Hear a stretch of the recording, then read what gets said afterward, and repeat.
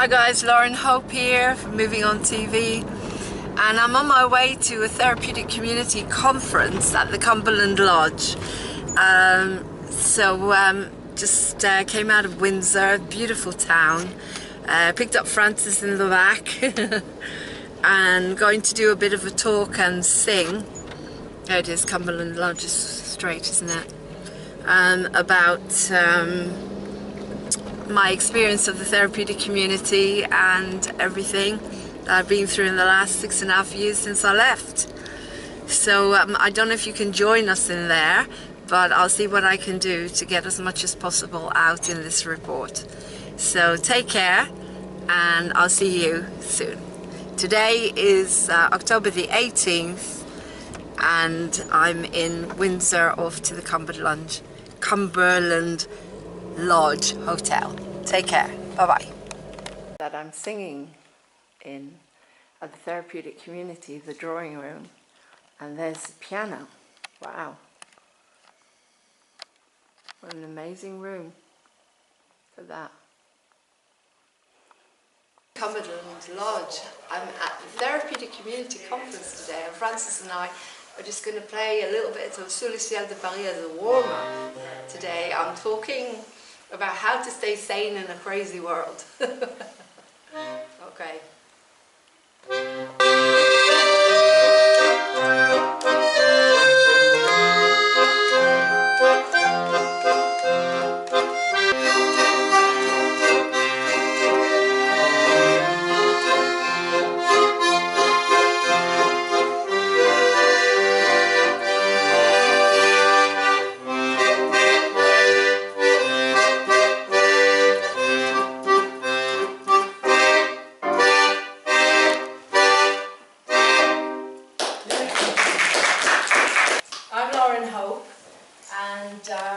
Just to cut a long story short, as I don't have a lot of time with you today, 2012 I came out of the therapeutic community 6.5 years ago, and that's when I gave myself the name Hope, because I felt like I really could go out there and give people a lot of hope, but also because I feel that without hope you really don't have anything. So we're going to do another song now from the show Piaf Love Conquers All, because Piaf Love Conquers All, as apart from the therapeutic community, has been my biggest triumph. Last year, 2016, we went on the Brighton Fringe. That was the second time that we've been on, and it was the day my father died. So we'd rushed all the way back from Israel. No, sorry, it was before we went to Israel. We actually went on that night. My father died that day. And Francis and I went on, did the show, got a 5-star review from Broadway Baby, and got a standing ovation. Then we went to Israel to the funeral, but we went on that night. And this is part of the reason why I'm here today, because this is what the community taught me. So I'm just going to do La Vie en Rose, which is one of the songs you probably know from the show, Edith Piaf. And the reason I do Edith Piaf as well is there's a reason for everything that I do with my work. The reason I do the show about Edith Piaf is because I do the breakdowns on the stage, so I don't have to do them in life. And you see her breakdowns, you see her addictions, you see everything on the stage, literally in the institution, which I'm not going to do for you today. I'm going to be nice today. But that way I can stay well and the same as possible. Okay, so let's go for it, Francis. You can join in the second chorus if you want. Des yeux qui font baisser les miens, et sa rire qui perce sa bouche. Voilà les portraits sans retouche au baguette des partiens. Quand il m'aide dans tes bras, il m'aide dans tes bras, je vois la vie en rose. Il me dit des mots d'amour, des mots de tous les jours, et ça met quelque chose. Il est entré dans mon cœur, une part de bonheur, dans dont je connais la cause. C'est lui pour moi, moi pour lui dans la vie. Il me l'a dit, la journée pour la vie. Et dès que je l'aperçois, alors je sens en moi un cœur qui bat. With eyes that burn into your soul, a smile that spreads across his face. He is perfection, he is grace, the man I love. Hold me close and hold me fast. The magic that you cast, it is la vie en rose. When you kiss me, heaven sigh, and when I close my eyes, it is la vie en rose. When you press me to your heart, I feel the world apart, a world where roses bloom. And when we speak, angels sing from above, and every song seems to turn into love song. Give your heart and soul to me, and it will always be la vie en rose.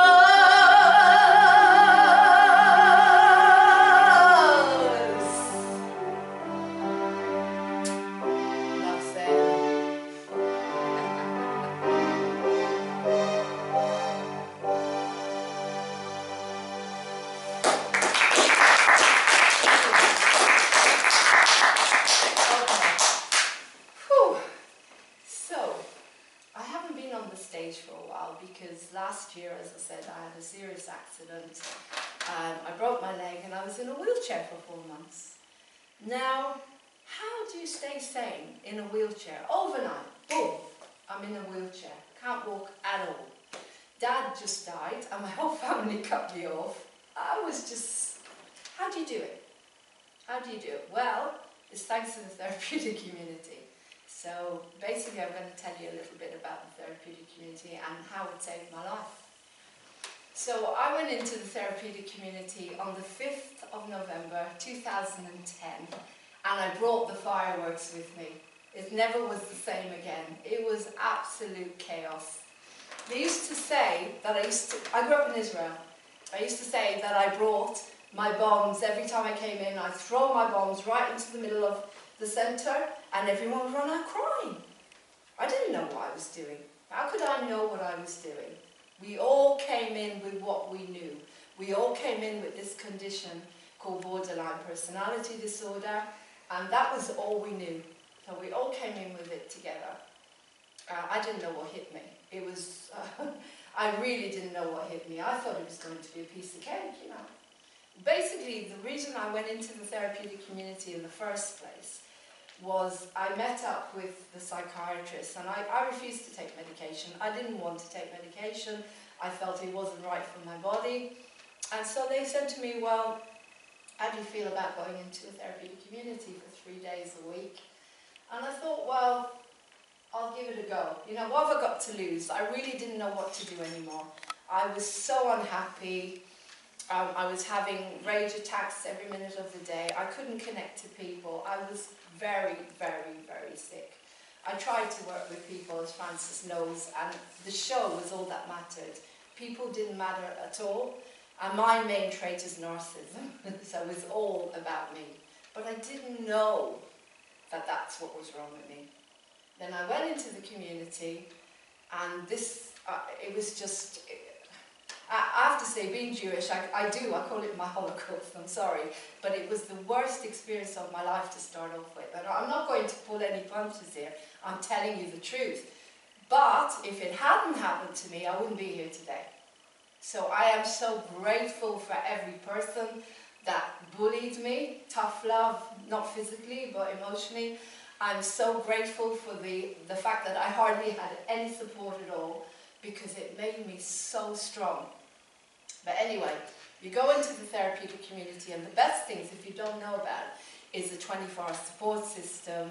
The fact that that is in place for people like myself that have no one to turn to, because you grow up in families where no one really cares about you. And of course, the second, well, also very important, is the bell. We all come in there and you're given a bell. And people that have never been validated, we've been told to always be what everybody else wanted us to be. You ring that bell. Now guess who rang that bell all day? Yeah, me. And of course, everybody started hating me. But you see, I didn't have a clue. How can you know how to behave? Where do you get your social skills from? Where do you get your parenting from? I had nothing. I was brought up on the streets, more or less, in Israel, with wars. Mum and Dad did their best. So you go in there and you start ringing this bell, and you're given the opportunity to say help. And so I took it. I took it all day. I took all the therapy. I sat on the floor literally for 6 months, and all I did was cry. So anyway, they hated me. They absolutely hated me in there. I just could not connect to anyone in there. And they put you on contracts. And I also had this, one of my traits is, it's like Tourette's. You see, I believe the BPD is a bit like going to Woolworths, and you get a little bit of this, a little bit of that. You get every single symptom there is, every single. So Tourette's is one of them, and I could just never stop talking. I knew everything, and I was always fixing everyone, and never stopped talking. So they put me on a silent day. Someone here was one of the staff, I don't know if he remembers, but they were trying to punish me, and they put me on a silent day. And you know, that was the best day of my life. I loved it. I loved every single minute of it. I loved the silence. And then when people were kind of bullying me emotionally, it all came up, because I wasn't talking, I wasn't saying anything. So they put me on stop, think and listen, also because I used to trigger people without knowing why. As I say, I'd say something and everyone would run out. And so they put me on this contract, stop, think and listen. And I learned that everyone was vulnerable. But anyway, it went from bad to worse, and they tried to get rid of me 4 times. So it was always, right, let's discharge Laurene. Because as I say, they didn't like me, and they felt I wasn't doing my work. Now, I was doing my work all the time. All the time. I was at home, I was writing, I was doing what I knew how to do. They said trust the process. Didn't know what it meant to trust anything, but I just did what I did. But I listened. They used to say to me, you never listen, and I didn't understand what that meant. I do. I can tell you exactly your whole life story, because I learn lines. Remember, I'm an actress. My memory is like a sponge. I used to say I don't listen. Anyway, to cut a long story short, they tried to get rid of me so many times. I think it was probably a record, and the staff mainly kept me there, thank God. Because if they hadn't kept me there, then it would have been a sin, because of everything that happened. Anyway, I got to the 4th time, and that was when I thought, okay, why does everybody hate me? And they were saying to me by then, the staff were saying, Laurene, you're on thin lines. And I went home that night. They kept me, obviously, thank God. I went home that night, and I had a massive night terror. I grabbed hold of Martin's hand and I said, don't let me go back. Now this is the most important part of my story. And if I talk to anyone who's gone into the community, this is what changed my life from top to bottom. I have never been the same person since then. I had a memory recall. And what the memory was, is that I had asked my mum and dad to not send me back to the man that was molesting me. And the minute I had that memory recall, I knew it wasn't my fault. And everything went. I got inner peace. 100% inner peace. It was like whoosh. That was it. Total stillness overnight. I swear to God this happened to me. And I know people have said this happened to them with alcoholism, they give alcohol. This happened to me overnight, and everybody knows when they interview me. I've been interviewed by American radio station. I've talked a lot. If you go on my TV station, what I'll talk about in a minute. This happened to me, and I went back to the community the next day and I said, thank you for keeping me here. You're going to see a different Laurene. Now, they thought I was messing. They thought I was messing because they thought, yeah, right, you know, she's just messing with our heads. Now, my father always believed in the hand of God, and he always said to me that certain things happen in a certain time. Now, I'm not religious, and I don't understand this, but I do believe there's something. And something knew that I had to stay there and take the tough love and really, really take it. And as I say, I don't regret any of it. It wouldn't have worked. It wouldn't have worked. You see, what I believe is that we are shocked children. Everyone who's being diagnosed is a shocked child. And it's like post-traumatic stress. And when you go through this stress, you numb. You become numb. And the other thing is you blame yourself. A child blames himself for everything. Now, I didn't know that until this happened to me. So the guilt was gone. I was wiped clean, so to speak. And I went back, and a very strange thing started to happen. The people that were giving me the worst time of all left. They literally left or got discharged. I watched it. I wanted them to stay because I started to learn that every single person in the community was now my teacher or my mirror. So when someone threatened me, they wanted to kill me and tear my head off when I said they had nice makeup, I realised that that was my rage. That I would go home before I had my awakening and I would scream at my husband. So every single thing that happened in there, like when we wanted to get feta, I wanted feta cheese when someone was so stuck. They thought, we can't have feta cheese, we have to have the same thing. I thought, oh my God, I do that. Not with the feta cheese, but I do that in life. Everything's got to be perfect. So anyway, bit by bit, I saw people starting to sit beside me and starting to say, wow, you're so peaceful, Laurene. But it started to change, and the people that stuck it and stayed till the end became my friends. I've been to their weddings. I protected one of them, which she goes through absolute hell, and she didn't get the tough love. So I'm here to say, you need to put me into the TCs. You need to get me out there talking, because people need to do their work. And what I mean by that is just take it. Just take the shit. Sorry. Just take the crap. Take everything that is thrown at you, because you will be reduced to where you need to be. And then you'll get the magic. I don't know how many people have come out of TC and feel like I do. But anyway, I came out of there. I had a standing ovation after the 18 months, because nobody believed I was going to make it. So I'm going to sing in a minute. I came out there and I thought, okay, I'm ready now to run my theatre company. I've always wanted to run a theatre company. I've been singing since I was 13 years old. I just never knew how to work with people, because I used to upset them all the time, as I said. But I didn't know that people were more important than the show. But when I came out of the community, I learned so much about people. I learned how everyone is vulnerable and deserves respect. I learned structure. I learned how to get up and go there, you know, every day, 3 days a week. There was structure. So I was ready to set up Moving On Theatre. And the reason I called it Moving On Theatre is because we had the Moving On group, if anyone remembers. So I thought I'll call it Moving On Theatre, because to me the most important thing is to keep moving on, even if it's like a tiny, tiny goal. Like if you remember, I said I was in a wheelchair for 4 months. How do you move on in a wheelchair? Look, there's always a way to move on, you know, and I never took medication, swear to God, the whole time I've been out from the community, I've never touched anything. And everyone who knows me knows that's true. I never take medication. I always figure out a way how to do it. But that's in my toolbox, and I'll tell you a bit in a minute. So we're going to move on we've done Piaf. We're going to move on to the next artist that I've decided to do with Moving On Theatre. So I started Moving On Theatre. I did a little show called A Couple of White Chicks, a comedy. And then I thought to myself, I've had all these breakdowns. And thanks to the BPD, you know, I don't expect you to hear people saying, thank you for giving me BPD. Well, I'm grateful, because I'm an actress. But I need to be on the stage, and that's another thing. I'm asking everyone here, please invite me to talk, invite me to sing, because you have to work. You have to work.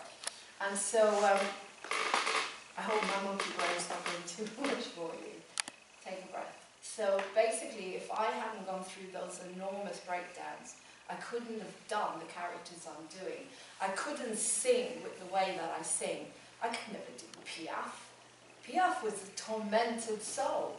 And hopefully you're going to come and see my show when it goes on next year. Piaf Love Conquers All. I've got a band now as well, not just me and Francis, but we're progressing. You'll see what I mean. It's mind-blowing. Her life story was mind-blowing. But if I hadn't gone through the breakdowns, I couldn't do that. But then I decided, once I'd done Piaf and I knew it really well, I thought I need something else. And I thought, well, I'm a trained soprano. I love Maria Callas.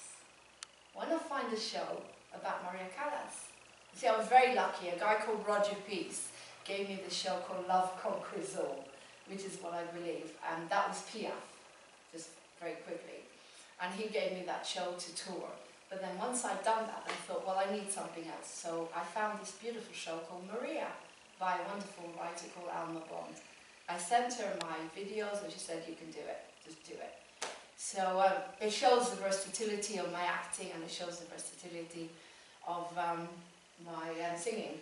So very quickly we're going to go from Edith Piaf into Maria Callas, the opera singer. And we're going to do a song where I, as Maria Callas, I am probably about 18 years old, and I'm begging my father to work with me because I can't find anything to support me. And he says, Maria, go work in a pharmacy. So I say, Father, one day I will perform at the Opera House. And I sing, oh, mio pino caro.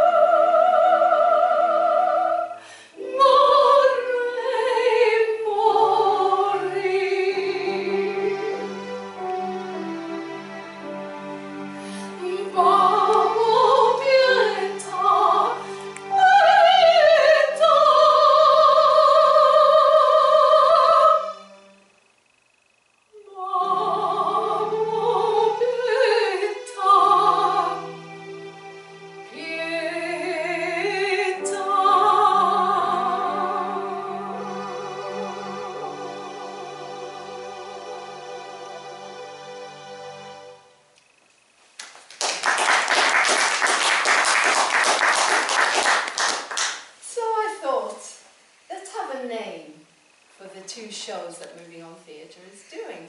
And I came up with two divas in one. Two divas in one. You have Edith Piaf one night, and then the next night is Maria Callas. Two extremely amazing shows. And when I do those shows, I'm just totally balanced, totally calm, totally sane. But the world, unfortunately, is not exactly the way we want it to be. Getting work is not easy. So I set out Henley, Brighton, Edinburgh, walking on the streets singing, doing what I have to do and sell out every single show. This is 2014, before I had my accident. The best year of my life. And then I go to the media. Then I try to move forward and get on even the one show, because every time I perform, I talk about the therapeutic community. I stand up in front of everyone and I tell them what happened to me very quickly. I can't tell them very much, but I do say to them, you saw what happened to Piaf now. You see what happened to Maria Callas. She probably committed suicide. She had BPD. Most artists do. We're creative beings. You know, we need to use all of this. It has to be focused into our art. And you've seen it. Now, I'm going to tell you a little bit about me and how lucky I am. I sold a bit of Je ne regrette rien. I raised a little bit of money, gave some money to the community in Alsbury. I think they started a little garden with some of the money. Anyway, to cut a long story short, I couldn't get on the media. So you use your BPD head, you use the creative head that believes that there's no such thing as impossible. And you say to the young lad who's doing your tech for you, he's 14 years old, 15, how about we start our own TV station? Honestly. And we did. So we started moving on TV, our own TV station, because Jacob knew everything there was to know about setting it up. A YouTube station, obviously. He knew everything about setting it up, and he knew everything about how to edit. I knew nothing about editing. And I started doing the other Piaf show. I started bringing people on and interviewing them.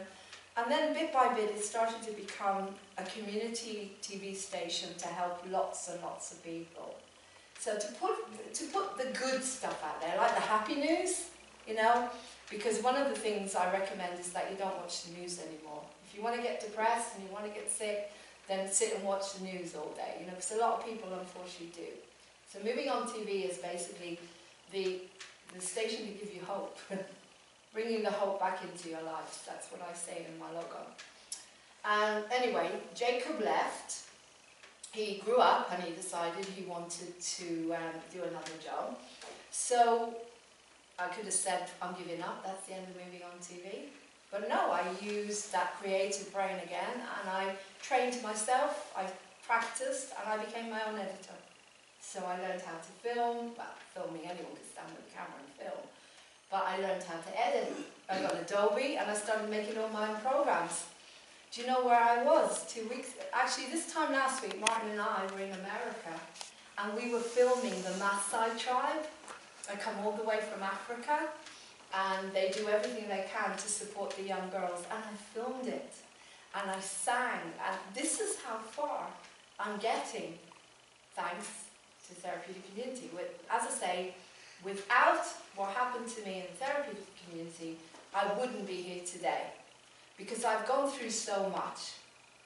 So anyway, so I've got lots to tell you, and it'll go on and on and on. You have to come and see how to stay sane in the crazy world, because that's going to be my one-woman show, where I'm going to present everything very structured to you. Today it's a bit like, I'm not exactly sure, I'm just telling you what comes from my heart.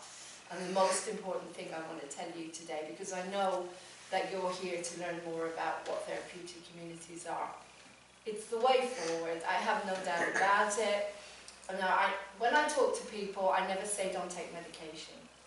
I never say that, but what I do say is go and see a doctor, and if you have got the opportunity, go to a therapeutic community. Because to me, if you can get what I've got, if you can get your life back, and you're talking about, I'm 60 now, so when I went into the community I was just over 50, 53 I think, and I got my life back at 55. I had never had a life, never. I could never work, because everywhere I tried to work, I couldn't settle anywhere, but I didn't know why. But in the community, I learned what was wrong with me, I learned how to structure my life, and I learned that people are more important than anything else. And I also learned, which the woman who was running it used to say to me, Laurene, can you put yourself in other people's shoes? And I've become an empath through that. I'm very, very emphatic with people.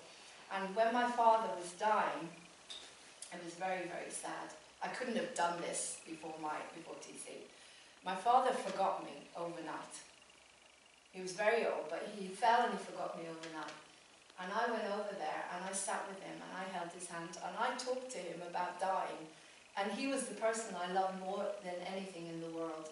But I was able to disconnect that and hold his hand and calm him and sing to him and help him to move on. And all of these things, as I say, I've been married 24 years, 23 and a half years. Martin and I never had a marriage. But that's another thing. When you come out of the community, or because you're not allowed to have counselling while you're in there, make sure that your family, your friends, the people that you're around know about your condition. They need to know what BPD is. It doesn't go away. I'm not going to pretend it goes away. You know? 2 days ago, we got back from America and everything was very easy because I was working voluntarily and work was just turning up. You got back to England and everything went dead again. And you never get over this. You never get over whatever this is. It's like an alcoholic will never really get over alcohol. It's all to do with, it's like you don't, for me it's the stage. For me it's performing and the stage and talking to people. I love connecting to human beings. I love interviewing. So my work is what keeps me well and keeps me sane. But you know, I still have breakdowns, not breakdowns, but I do have rage attacks. We have a rage room, so I can throw some stuff around. But I get out of it. I get out of it very quickly. I never stay with it. To me, it's for life. So you need to educate your partner. Martin and I went for counselling together, and he understands. We understand the condition. I've done so much reading about it. When I do How to Stay Sane in the Crazy World, I'm going to actually portray some of my personalities. When you come and see Piaf and Maria, you'll see my personalities. You know, this condition is very good for artists, very good for actors, because you can just jump into a different character so quickly and so easily. So moving on, what I've done, because, and what I'm saying to you, I'm being very honest with you and I'm telling you everything. I'm basically saying that I'm looking for work. I need to work. In order to stay sane and balanced in the world, you need work. And I was interviewed by a mental health magazine a while ago, and she said to me, why is it so important for you to be on the stage? And she said, is it because you need the recognition? I said, no, it's not about that at all. It's because I have a job. You see, when you go to the community 3 days a week, you're up at 8 a.m., you're in there by 9, whatever, you have that structure. You have to have structure. So when I go on the stage, I could be in a low space, and as I say, I do get, of course, I'm human. And then Francis will turn up, and we've planned to do, say, a show on Facebook. We do shows on Facebook. When I was in the wheelchair, I did the whole of Piaf Love Conquers All on Facebook. You can find it if you join me on Facebook. So, but before Francis turned up, I was very low. Anyway, Francis turns up, you put on the little black dress, you put on the wig, and that's it. You're ready to go. You're ready to go because you're working. It doesn't matter that it's Facebook or whatever, you've got an audience. It's not about recognition. It's not about the ego at all, performing. Not for me anyway. For me, it's about connecting to everyone. Because I believe that we all connect. And when I go into the audience and do La Vie aux Nonnes, and I give people flowers and roses, and we all sing together, it feels like, in a way, we're a family. It feels like a way we're connected in some way, and we're all there together. And it's also, you know, it's really good to be able to express your talents.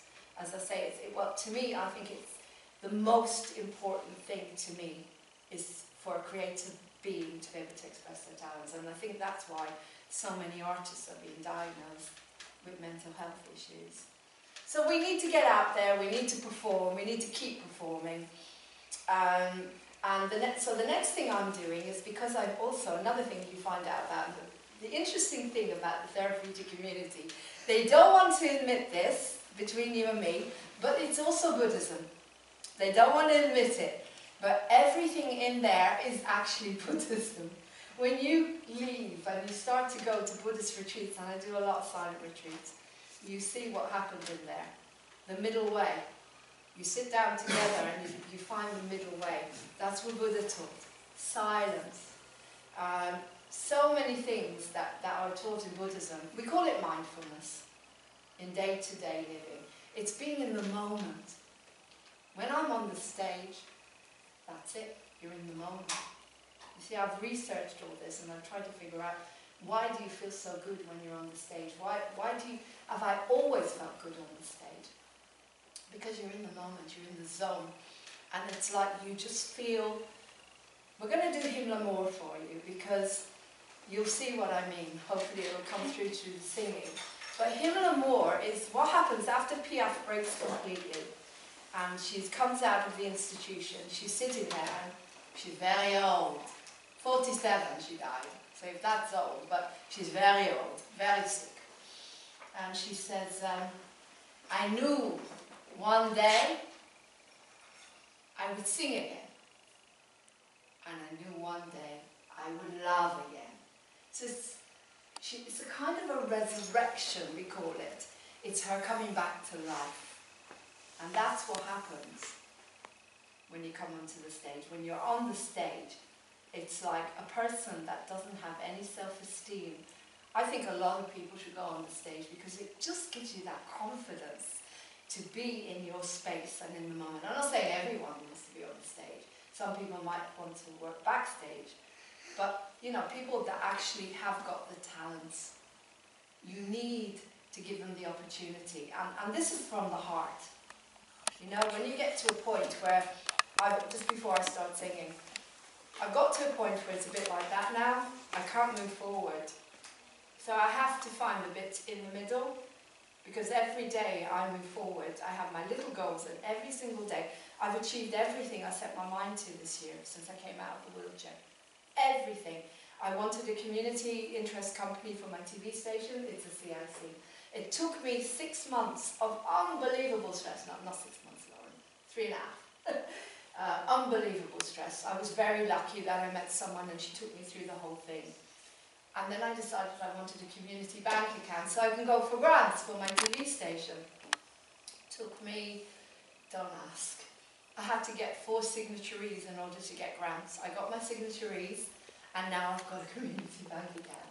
These are the goals. I wanted to go to America to work on WMAP Radio, World Most Amazing People. They were the only media outlet in the whole of the world that have ever given me an opportunity to talk about my experience in the community, how I came through it, and my work. They put on my music. Not only that, I made a film about them. Hopefully you'll all subscribe to Moving On TV Community. It's easy. Moving On TV Community, and I've got cards for you. But there's a little film on there called The Day in the Life of WMAP Radio. Casey Armstrong from Howard Stern Show came into my life. Not a lie, I don't make things up. Go on there and you see. And I went to America with Martin for my birthday, special birthday this year. And they made me the head of social media. They gave me a job. I don't get paid yet, but they gave me a job. So I'm the head of social media, and I don't know why I've gone into this. Oh yeah, I have to track my mind back, you see. Monkey brain. So that was 2 goals I set, to go to America. All the goals I set this year, since I came out of the wheelchair, to walk again. I had a tibial plateau fracture. It broke with a chain. I fell on a chain. They wouldn't let me out of the wheelchair for 4 months.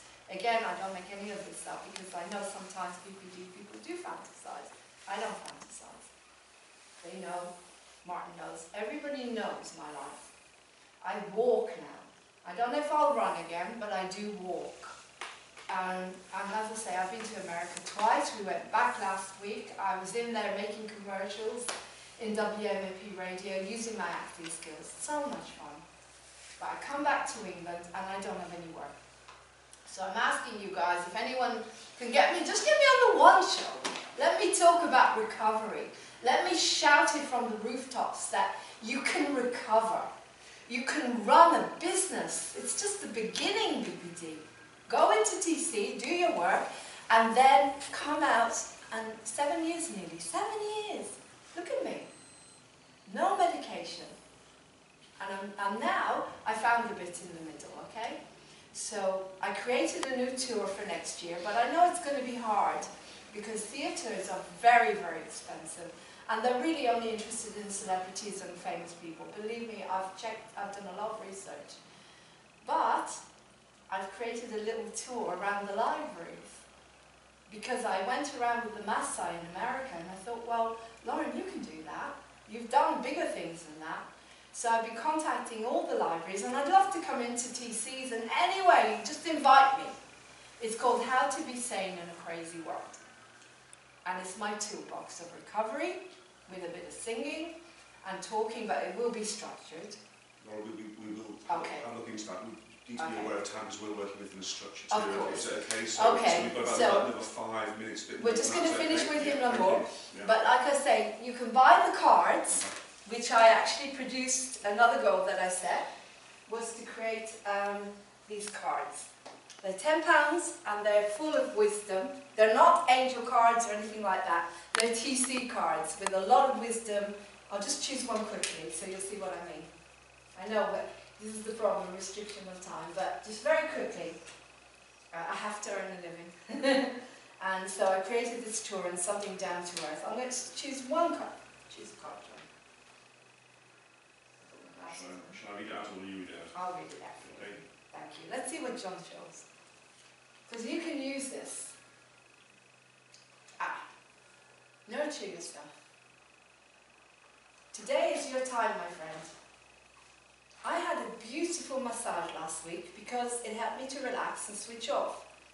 You are always giving to others. Now is your time to take something back. When we don't take time to take some love back, then we will suffer. After all, it all starts with us. We have to look after ourselves so we can give more to those we love. So today, as you chose this card, make a list of all the things you enjoy. The smallest may be to have a nice bath, read a book, eat your favourite food. Even a little chocolate is good. Don't cut out the things you love, as then you will crave them. Use common sense though. Don't overindulge too much. To me, a wonderful salad now is much more exciting and tasty. So self-nurture today, my friend. So you go around all day saying, today I will give myself some nurturing by listing the things that I enjoy doing and trying to do at least one. And you will have a much better day. So I'm going to finish with him no more. You can purchase the cards, they're £10, buy them for your friends. Christmas is coming up. And we've even got the bell in here. I was hoping I was going to pull the bell. The metaphorical bell that you can ring when you need help. Okay, we'll go for him no more, as I know we're time restricted. And if you want to come, please come talk to me later. So I'd really like to talk to you. Thank you.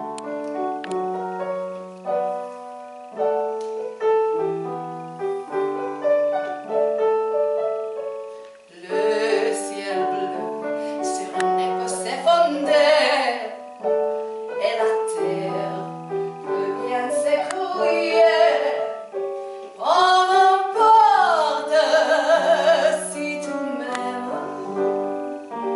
Je me fous du monde entier.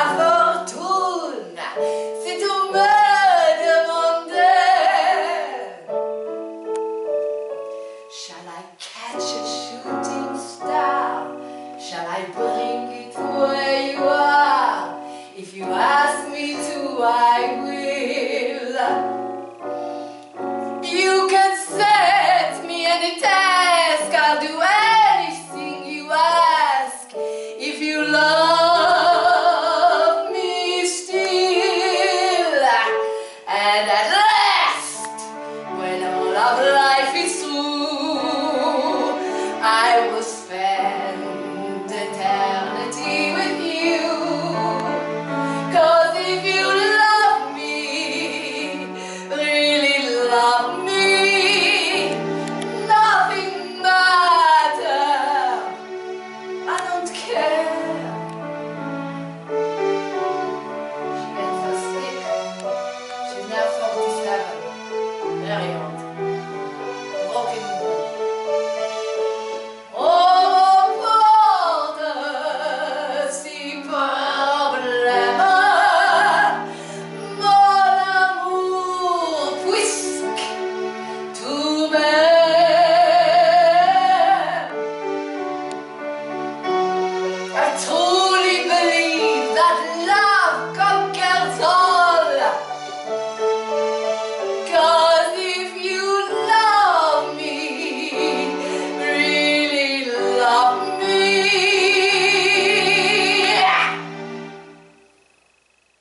nothing matters, darling. I won't care.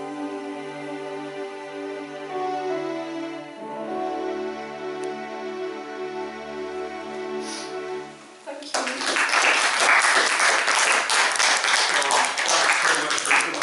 Performance, and really, you know, how important it is to hear the story of people who've really come from really difficult places, use the TC, and the way you convert that into the beautiful singing voice and emotion is very powerful. So thanks very much for, Thank you, for John, that and performance. again, just thank you to the CTC. I got tough love. It was love. I wouldn't be here. I swear to God, I wouldn't be here if it wasn't for that journey. Thank you. That's Thank great. you. Just let me just explain the next hour or so. The group are now going into small groups at 12:15 till 1 o'clock. If you want to join us for lunch at 1 o'clock till 2 o'clock, your husband and piano player, then you're very welcome as well. Have a chance to talk to other people about your experience. Okay, so That's me. That's the talk I've just done for the therapeutic community in the beautiful room, whatever it's called.